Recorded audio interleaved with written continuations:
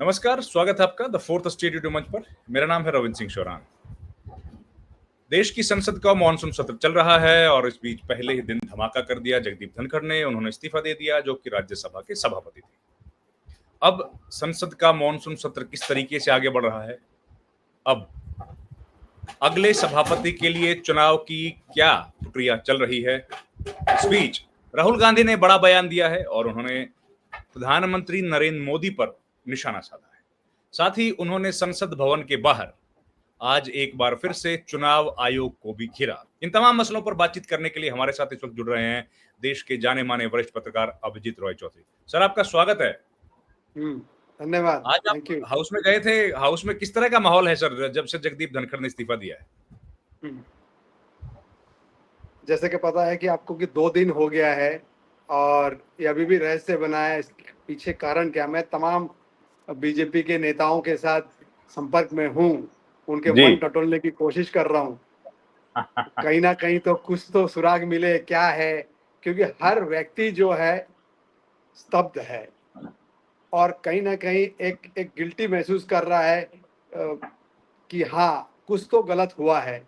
क्या गलत हुआ है, किसी के पास कोई जवाब नहीं है। तो हालांकि मैं, आपको पता होगा, राहुल कासवान, आप जानते होंगे, चूरू के सांसद बिल्कुल, है। उनका रिश्तेदार हाँ, है। जी जी जी जी, उनके उनका दामाद है। जी जी, उनके दामाद है। तो उनसे मेरी भेंट हुई कल, तो मैं उनसे पूछने की कोशिश किया। मैं पहली बात तो मैं ये जानना चाह रही, आपसे उनकी बात हुई कि नहीं। तो उन्होंने बोला नहीं, मैं संपर्क साधने की कोशिश किया था, नहीं, वो किसी से मिलने को राजी नहीं है। तो उनका कहना था कि, मैंने बोला, वो जो उनके व्यक्तित्व को जो जानते हैं, वो उनका कहना था कि देखिए ऐसा है, वो काफी वोकल व्यक्ति है, ठीक है। और ये भी मुझे सूत्रों से जानकारी जो मिल रही है, वो अपने समाज के लोगों से संपर्क में हैं, उनको वस्तुस्थिति बताने की कोशिश कर रहे हैं। उनके बाद जो है वो एक कोई फैसला लेने वाले हैं, या he will speak his mind on this entire human. ये तो है कि उनका एक ह्यूमिलेशन है। नहीं तो ह्यूमिलेशन किसने किया, क्यों किया, कुछ कारण समझ आया दादा? अभी तक के तो समझ में नहीं आया है। हर आदमी, हम जिससे भी बात करते हैं, तो वो भी बचने की कोशिश कर रहा है। तो जैसे अभी मैं, राजस्थान के एक बड़े नेता है जो जयपुर रूरल के सांसद बने हैं, तो कुछ दिन पहले मैं उनसे संपर्क में था, मैं बातचीत करने की तरह, वो काफ़ी करीब रहे हैं उनके। वो भैरव सिंह शेखावत के कैंप से जाने जाते हैं, धनखड़ जी। तो मैं उनसे पूछने की कोशिश कर रहा था कि क्या हुआ, आप तो चूंकि फर्स्ट टाइम सांसद बन के आए हैं और वो काफ़ी उनके करीबी भी रहे हैं। तो कह रहे कि, मैंने बोला, आपने संपर्क साधने की कोशिश की क्या? बोले नहीं, मैं संपर्क नहीं साधा, लेकिन समय आने से मैं मिलूंगा। कहीं ना कहीं बीजेपी के नेता जो है वो भी बसते नजर आ रहे हैं। शायद हो सकता है हाईकमान से उनका आदेश आया हो कि कोई भी जो है किसी भी तरीके से संपर्क ना साधे। लेकिन दादा, संपर्क तो ना साधे, लेकिन उनके साथ सॉलिडेरिटी दिखाने के लिए भी मना कर दिया गया है कि कोई ट्वीट ना करे, कोई उनके बारे में लिखे ना बिल्कुल सोशल बिल्कुल। मीडिया पे। अभी तक के तो किसी भी कोई भी नेता इस बीच बसते नजर आ रहा है। लेकिन मैं समझता हूँ कि धीरे धीरे जो है, जैसे जैसे दिन बीतेगा, तो लोग संपर्क में भी आज हो सकता है कि कुछ लोग संपर्क में भी साधे, वो खुल के बोलना नहीं चाह रहे। क्योंकि मुझे जो जानकारी मिली थी कि शरद पवार भी मिलना चाह रहे थे, उन्होंने इनकार कर दिया, मिले नहीं उन्होंने। लेकिन एक बात भाई, आज तो वो तय हो गया कि जो जिस बारे में मीडिया कम से कम ज्यादा से ज्यादा चर्चा कर रहा था, वो बात तो आज प्रूव हो गई। जब लोकसभा के जो जस्टिस यशवंत वर्मा के इम्पीचमेंट का मोशन एडमिट कर लिया गया और लोकसभा में ही वो डिबेट शुरू होगी, वही कमेटी बनेगी, तो राज्यसभा का तो वो मोशन एक्सेप्ट ही नहीं हुआ ऑपोजिशन का। बिल्कुल यही कोशिश है सरकार की, एक यही तो कारण था, मूल कारण यही लेकिन था। उन्होंने उन्होंने भी तो एडमिट नहीं किया था ना। नहीं, उन्होंने तो उन्होंने भी खाली इन्फॉर्म एडमिट नहीं किया किया था। था। हालांकि उनका देखा जाए तो वो अपने जगह एकदम सही थे। वो सरकार से जानना चाह रहे थे कि मुझे विपक्ष की तरफ से ये आया है। जब उन्होंने बेंच चेयर में रह के उन्होंने पूछा सरकार से, ये स्थिति है, 3 उन्होंने कारण बताए। एक तो पहले दिन, एक दिन 2 हाउस में नोटिस दिया जा सकता है, उसमें सरकार से उन्होंने जवाब मांगा था कि क्या किया जाए। तो 3 बातें उन्होंने कहा था। फिर अचानक से जो है सरकार सरकार के एक प्रकार से ईगो इशू लगा कि ये चेयर में ये जो चीज चैम्बर में हो सकता है वो ये चेयर में रह के सरकार से संवाद साध रहे हैं। यही एक कारण था जो एक उनको पचा नहीं सरकार को। ये बात तो दादा, ये बात तो मीडिया के एक सेक्शन में बीजेपी की तरफ से प्लांट की गई है, लेकिन आज उस बात की तो पोल खुल गई ना कि वो तो एडमिट हुआ ही नहीं था। यही पहले बिल्कुल कहा जा रहा था ना कि वो एडमिट कर लिया, बिल्कुल एडमिट तो नहीं हुआ, तो ये बात तो झूठ बिल्कुल निकल गई। बिल्कुल ये झूठ निकल गई। और कहीं ना कहीं इससे ये साबित होता है कि मतलब वो पहले से मन बना के रखे थे। अब तो मुझे ये लग रहा है कि अमूमन जो मानसून सत्र जो है 12 अगस्त को हो जाता है, इंडिपेंडेंस डे के पहले हो जाता है, लेकिन 21 अगस्त तक के रखने का ये भी अपने आप में रहस्य है। हर आदमी ये टटोलने की कोशिश कर रहा है कि ये क्या बात हुआ कि 15 अगस्त के बाद 13, 14, 15 छुट्टी है, उसके बाद भी 6 दिन का ये सेशन को रखा गया है 21 अगस्त को। तो कहीं ना कहीं ये लगता है कि अब ये सरकार ने मन बना लिया था कि कुछ ना और कुछ कार्यवाही करेंगे। जबकि दादा अगर देखा जाए तो बिल तो ज्यादा है नहीं, लेजिस्लेटिव काम तो है नहीं सरकार के आठ, पास ज्यादा। मात्र आठ, मात्र 8 आठ बिल है है, सारा ही, और वो 8 भी बिल है, और इनसिग्निफिकेंट। उसमें भी कोई महत्वपूर्ण बिल नहीं है। हाँ वही मैं कह रहा, बिल्कुल इनसिग्निफिकेंट है, कोई महत्वपूर्ण नहीं है, ना कोई फाइनेंस से रिलेटेड बिल है, कुछ भी नहीं है। अभी बस एक अभी तक इनकम तो टैक्स अमेंडमेंट बिल है। इनकम टैक्स अमेंडमेंट बिल है, और अभी तक तो सप्लीमेंट्री डिमांड ऑफ ग्रांट्स तक नहीं आई है। नहीं नहीं, इस बार नहीं लिया जा रहा, सिर्फ मणिपुर का है लगा हुआ है। मणिपुर का तो वो तो मजबूरी है, वो तो भाई मजबूरी है, लेकिन इस बार सप्लीमेंट्री मैंने पता किया है कि क्या सप्लीमेंट्री डिमांड है, बोला नहीं अभी तक के तो नहीं है बिजनेस में। अब बताइए, सप्लीमेंट्री डिमांड ऑफ ग्रांट्स नहीं है, मणिपुर का तो मजबूरी है क्योंकि वो तो रेटिफाई कराना पड़ेगा हाउस से, और जब हाँ करेक्ट, रेटिफाई कराओगे तो साथ ही वहां का बजट भी अप्रूव करवाना पड़ेगा। ये दोनों तो मजबूरियां हैं। बिल्कुल बिल्कुल तो इसलिए समझ नहीं आ रहा कि इतना लंबा सत्र किया गया। पहली बात, एजेंडा सरकार के पास कोई है नहीं चलाने के लिए, और ऊपर से ये जब घटनाक्रम हो गया तो इसमें जो पहला सरकार ने जो खबर प्लांट करने की कोशिश की वो तो फेल हो गई कि भाई बिल्कुल एडमिट तो बिल्कुल हुआ ही नहीं। राज्यसभा में जब एडमिट हुआ ही नहीं है तो सरकार को नाराजगी किस बात की थी? बिल्कुल। और जबकि उन्होंने चेयर से ऐसा नहीं कि कोई उन्होंने रूलिंग दी है कि उन्होंने नोटिस पे एडमिट कर लिया। उन्होंने सरकार से ये पूछा कि आप ये बताइए कि हमारे ये क्या लोकसभा में भी एडमिट हुआ है, क्योंकि ये पहली दफा हुआ एक ही दिन 2 नोटिस आया दोनों हाउसेस में, लेकिन इसमें अमूमन होता नहीं है। इसमें दादा, जो उनका स्पीच था, आखिरी जो स्पीच मैंने देखा 12 मिनट का स्पीच था उनका, बिल्कुल और जैसे ही वो आए उन्होंने स्पीच दिया, उन्होंने सारे प्रोविजंस जो जजेस इंक्वायरी एक्ट है उसके बताए। उन्होंने बिल्कुल बता दिया था उसी टाइम पे कि अगर इस हाउस में और उसमें दोनों में साथ आएगा तो ज्वाइंट कमेटी बनेगी, दोनों पीठासीन अधिकारी फैसला कर लेंगे कि एक कमेटी में कौन कौन लोग होंगे। जो इतना ही तो अंतर था, और ये उन्होंने पूछ लिया था अर्जुन राम मेघवाल से, लॉ मिनिस्टर वहां बैठे हुए थे। बिल्कुल तो ये रीजन तो फेल हो गया। ये जो गुब्बारा बनाने की कोशिश की थी वो तो सरकार की तरफ से फेल हो गया, बीजेपी की तरफ से फेल हो गया। अब आज एक और गुब्बारे की भी बात हुई। राहुल गांधी ने कहा कि प्रधानमंत्री की छवि का गुब्बारा बना रखा है मीडिया ने, हकीकत में कोई ताकत है नहीं उनके अंदर। मिलके आ गया हूं मैं, बैठ के आया उनके पास, ये बोला राहुल गांधी ने ओबीसी सम्मेलन में। नहीं ठीक है, वो स्वतंत्र है। उन्होंने जो अपने हिसाब जो मिल के व्यक्तिगत रूप से मिल के उन्होंने जो वो निष्कर्ष में पहुंचे हैं, वो तो स्वतंत्र है, एक विपक्ष के नेता है। और उनको उनकी भी हमसे ज़्यादा वो सोच रखते हैं पॉलिटिकल लाइफ में, उनको भी 25-30 साल हो गया है उनको, और देख भी रहे हैं। और अब आज के खास करके आप देखेंगे जो पिछले 10-12 साल में जो सरकार की नीति रही है वो भी कोई कारगर सिद्ध हुआ नहीं अभी तक के।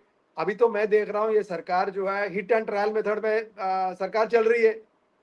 अब आप देखिए ना, नोटबंदी क्या था, नोटबंदी से क्या बोला था, काला धन वापस आएगा, आतंकवादी पे लगाम लगेगा, और फॉर्मलाइज्ड होगा इकोनॉमी। इसके विपरीत उन्होंने एक दूसरा नैरेटिव गढ़ दिया, डिजिटल इकोनॉमी। डिजिटल सही इकोनॉमी। बात है। और दूसरी बात मैं बताऊं, बड़ा महत्वपूर्ण बात है, जो मीडिया में चर्चा का विषय नहीं बन रहा, वो है एफटीए, फ्री ट्रेड आज हुआ ना, एग्रीमेंट को आज लेके। यूके वाला। जी, क्योंकि मैं ये बताऊं, मुरली मनोहर जोशी जब पीएससी के चेयरमैन थे 2013 में, 9 से 13 में, 14 में, उन्होंने पूरी पूरी एफटीए की भर्त्सना की थी। डॉक्टर मनमोहन सिंह को उन्होंने कटघरे में खड़ा किया था कि आप देश बेच रहे हो, एफटीए से हमारा नुकसान होगा, इस पे विस्तृत चर्चा होनी चाहिए। पूरे स्टेक होल्डर से बात होनी चाहिए, ये उन्होंने कहा था, ऑन रिकॉर्ड है ये सब। बिल्कुल बिल्कुल। और उस जमाने में कॉमर्स मिनिस्टर आनंद शर्मा थे दादा जी, वहां पे थे। और आज क्या हो रहा है, एफटीए को गले लगा रहे, जो पूरा पूर्व की नीति थी यूपीए की, उनको गले लगा रहे, चाहे और वो उसको फॉरेन पॉलिसी हो। बड़ी उपलब्धि के तौर पर बताया जा रहा है। बिल्कुल, अब बताइए। और मैं एक चीज और बताऊं, 2014 में मोदी जी देश भर में घूम घूम के ये कहते थे कोल इंपोर्ट को लेके, बोले हमारे यहाँ कोल का इतना भंडारण है और क्यों हम कोल इंपोर्ट करते। और आप देखेंगे 12 साल में, हालांकि वो दूसरा विषय है, उसमें चर्चा होनी चाहिए विस्तृत रूप से, सबसे ज्यादा कोल इंपोर्ट किए 12 साल में। उनको धरातल का ज्ञान ही नहीं है कि बिना इंपोर्ट के ये कोल आप कर ही नहीं सकते थर्मल पावर, क्योंकि हमारा जो ऐश कंटेंट है ज्यादा है, हमें उसको ब्लेंड करना पड़ता है। कथनी और करनी में अंतर है। बिल्कुल बिल्कुल। तो ये मैं तो अगर राहुल गांधी वाली बात पर वापस लौटूं दादा, तो एक बार आपको पहले वो बाइट सुनवाता हूं जो उन्होंने बोली, सुनिए बिल्कुल जरा। सुनाइए।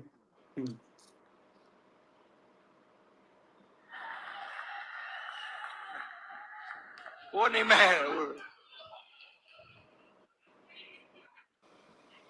मैं आपको बता रहा हूं, ये आपने अपने सिर पे चढ़ा रखा है, कोई प्रॉब्लम नहीं।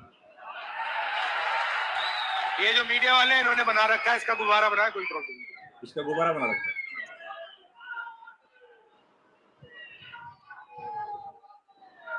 अब पहले पहले तो मैं मिला नहीं था, अब 2-3 बार मैं मिल भी लिया हूं, बात समझ गया हूं मैं, कुछ नहीं उसमें।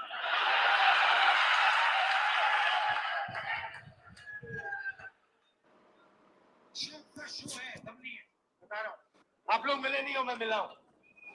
बैठा हूं कमरे में बैठा हूं, पूरा शो है, दम नहीं है। तो ये आपको भी लगता है कि कुछ अब राहुल गांधी भी उसी पिच पे खेल रहे हैं जिस पर पहले बीजेपी खेला करती थी या प्रधानमंत्री खेलते थे, व्यक्तिगत प्रहार करने लग गए हैं? हाँ बिल्कुल, मुझे लगता है कि ये बचना चाहिए, क्योंकि राजनीति व्यक्तिगत से आपको पॉलिसी पे ज्यादा अटैक करना चाहिए, क्योंकि इनके पास, विपक्ष के पास इतना मुद्दा है, झोली भर के मुद्दा है। तो मैं समझता हूँ कि उनको, हालांकि ठीक है, सम्मेलन का स्वरूप क्या था मुझे नहीं पता, लेकिन अगर युवाओं के बीच में है तो उन्होंने ये चीज को भी, ये भी देखा जाता है वो किस मंच में किनको एड्रेस कर रहे हैं। तो ठीक है, उन्होंने जो व्यक्तिगत, हालांकि वो तो स्वतंत्र है, अपने व्यक्तिगत उनका जो एक्सपीरियंस रहा उन्होंने शेयर किया, उनको जो लगा उन्होंने सार्वजनिक किया है। तो मैं समझता हूँ कि वो तो एकदम अपनी जगह ठीक है।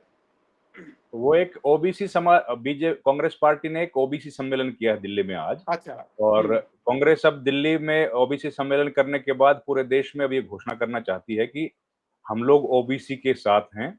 और आज के सम्मेलन में ओबीसी समुदाय के जो बड़े नेता कांग्रेस के हैं, सिद्धारमैया, डीके शिव कुमार, अशोक गहलोत, सचिन पायलट, भूपेश बघेल, सब लोग शामिल थे। तो पूरे देश भर से ओबीसी समुदाय के लोगों को बुलाया गया था ये संदेश देने के लिए। तो अब अच्छा। राजनीति यहाँ से कांग्रेस की बदलती हुई दिख रही है क्या आपको? हाँ बिल्कुल रूप से उसी का दबाव है, उसी का नतीजा उन्होंने कास्ट सेंसस में ये इंक्लूड किया है। नहीं तो कहाँ कास्ट सेंसस कर रही थी सरकार, बिल्कुल नहीं कर रही थी। वो तो राहुल ने जब जब से ये मुद्दा बनाया सदन में, सबसे पहले उन्होंने उठाया ये मुद्दा, तो उसके बाद सरकार जो प्रेशर, सरकार तो प्रेशर में काम कर रही है, सीधी सीधी राहुल जो एजेंडा सेट कर रहे हैं। और एक चीज और मैं बता दूं, जी। सरकार जो है पूरे बैकफुट में है। ये बता दूं मैं, इस 3 दिन हुआ है, 3-4 दिन हुआ है मानसून सत्र का शुरू होके, इसके घटनाक्रम के बाद एकदम बैकफुट में है। उनको समझ में नहीं आ रहा क्या करे।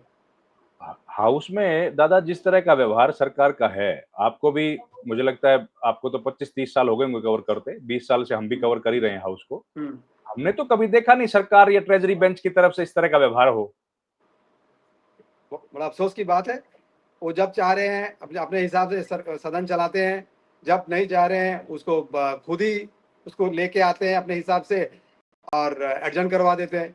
ये तो बहुत ही नकारात्मक है। वो चाहते ही नहीं है कि सदन चले, कोई तो सार्थक बहस हो। कितने सारे मुद्दे हैं। अब आप बताइए, ऑपरेशन सिंदूर पे अब जाके तो उन्होंने 3 दिन का चर्चा स्वीकार किया है। अब ये भी नहीं पता कि उसमें क्या टर्म्स ऑफ रेफरेंस है, कि एक ओपन ये है कि सिर्फ पहलगाम अटैक है या ऑपरेशन सिंदूर है, ये भी हमें नहीं पता नहीं नहीं, है अभी। अब यही तो मैं कह रहा हूँ ना। अभी देखिए दादा क्या खेल किया है, पहलगाम अटैक का तो जिक्र ही नहीं है नोटिस में, क्योंकि राज्यसभा में जो नोटिस एक्सेप्ट किया है वो तो सौमिक भट्टाचार्य का किया है। उसने तो नोटिस दिया ही ऑपरेशन सिंदूर पे है। और इसीलिए पहलगाम हमले पर किसी का नोटिस एक्सेप्ट नहीं हुआ। नोटिस हुआ है केवल ऑपरेशन सिंदूर पर एक्सेप्ट। यही तो खेल है। रिकॉर्ड में ही नहीं आएगा पहलगाम हमला। बिल्कुल। अब अगर कोई पहलगाम हमले को लेके कोई इंगित करता, वो एक्सपंज हो जाएगा। अब आप देखिए, तो एक बात, ये तो सरकार इतना घबरा क्यों रही है? अगर सर हम, एक तो आज ये सीडीएस ने फिर बोल दिया कि ऑपरेशन सिंदूर तो जारी है, तो ऑपरेशन सिंदूर जारी है तो चर्चा क्यों करनी चाहती है सरकार? वही मैं कह रहा हूँ ना, सरकार एकदम बैकफुट में है।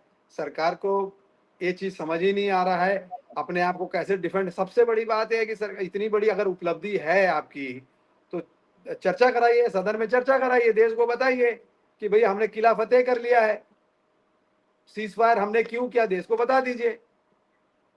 आज चर्चा एक के समय क्वेश्चन भी तो था। विदेश चले गए। नहीं, वो तो खैर शुरू से उनका ये कार्यक्रम रहा है, क्योंकि एफटीए साइन करना था, वो ज्यादा महत्वपूर्ण था। क्योंकि पिछले 2 साल से अब फिर हो सकता है कि फिर से वो अगस्त में जाए, क्योंकि अब यूएस के साथ भी उनका होना है। ये अपॉर्चुनिटी, या हो सकता है कि वो आप थोड़ा बचे, क्योंकि अभी तक के 26 बार वो बोल चुके हैं ट्रम्प। हो जी, सकता है जी, गले बिल्कुल। मिल गले गले मिले, और हो सकता है फिर से वो 27 बार पुनः दोहरा दे। बोल दे। ये भी है, अभी ये भी थोड़ा है। सा लोग बच भी रहे हैं, क्योंकि बच भी रहे हैं। वो तो अनप्रेडिक्टेबल व्यक्ति है। हाँ, कुछ भी करता है। हाँ, वो तो जो तो लगे अभी अपने मन मुताबिक बोलते रहो। बिल्कुल। और आखिरी सवाल दादा, हम्म। उपराष्ट्रपति के बारे में, नए उपराष्ट्रपति के बारे में कुछ संसद के गलियारों में चर्चाएं हो रही हैं? बीजेपी के अंदर के सूत्र कुछ खबर दे रहे हैं क्या? हाँ, सब अपने अपने चल ही रहा है। जो मेरे सूत्र बता रहे 2 नाम, तो वो भी उपनेता थे सदन में। आज के तारीख में वो राज्यपाल है मध्य प्रदेश के। खबर और जी, मध्य आपने प्रदेश के? सही। हाँ, आज आज मध्य प्रदेश के गवर्नर है, अच्छा। और सदन में उपनेता थे। भारत सरकार में मंत्री भी रहे, सोशल जस्टिस। तो थावरचंद तो नेता सदन भी रहे? नहीं, सदन नहीं रहे, उपनेता थे। नहीं, जेटली के बाद वो बने दादा। सदन नेता भी थे। हाँ, नेता सदन बने जेटली के बाद। अरुण अच्छा, जेटली का जब देहांत हो नहीं, गया था, अरुण जेटली के बाद वो बने पीयूष गोयल। तो पीयूष गोयल के बाद बने फिर। जो भी हो एक सकता बार है। बने वो। अच्छा, इतना हाँ, मालूम है नड्डा कि से सदन न, उपनेता हाँ, थे। एक बार बने। हम्म। एक बार बने थे, क्योंकि मैं कई बार मिलता था, नेता सदन बने थे वो। शायद जेटली जी के बाद ही बने होंगे। हम्म। तो पीयूष उनका गोयल और उनका किसी एक वरिष्ठ बीजेपी के सांसद से मेरी बात हो रही थी। तो हालांकि अब वो भी सर्टन नहीं थे, लेकिन मुझे उन्होंने इशारे में ये चीज कहा। तो मुझे लगता है इनके जो सरकार की जो स्कीम ऑफ थिंग्स है, वो एकदम सटीक बैठते हैं। और वो हाँ, तो वो दलित शुरू से दलित चेहरे को आगे लेके आना चाहते हैं। शेड्यूल ट्राइब दलित जो है चेहरा उसको। है, दलित चेहरा है, सदन में अनुभव है, और वो हमेशा से राज्यसभा के सदस्य रहे हैं। और उनका नाम जो कई बार चला मतलब, है। जी, तो इनका नाम आज में ऐसी बात हो रही थी किसी नेता से, तो बातों बातों में उन्होंने इस चीज का जिक्र किया। जी, तो बहुत धन्यवाद अभिजीत रॉय चौधरी साहब, आप हमारे साथ जुड़े और ये तमाम आज की जो घटनाक्रम है वो हमारे साथ साझा की। हम लोग आपको बार-बार तंग करते रहेंगे, हमारे दर्शकों को आपकी बातचीत बड़ी पसंद आती है। तो आपका बहुत-बहुत धन्यवाद। आपने पूरे दिन की जो गहमा-गहमी थी और कौन बन सकते हैं नए उपराष्ट्रपति, उस पर भी हमारे दर्शकों को जानकारी दी। आपका बहुत-बहुत धन्यवाद। Thank you very much. धन्यवाद रविंदर जी, धन्यवाद।